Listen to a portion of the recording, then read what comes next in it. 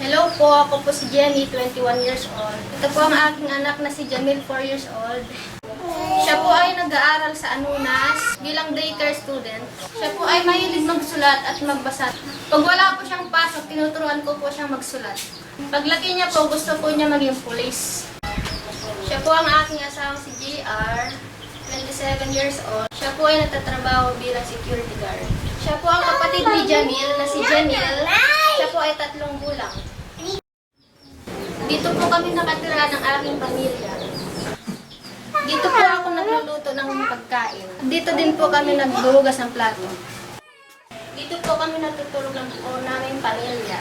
Yun lang po ang tungkol sa aming pagbati mula sa Angeles. Paalam!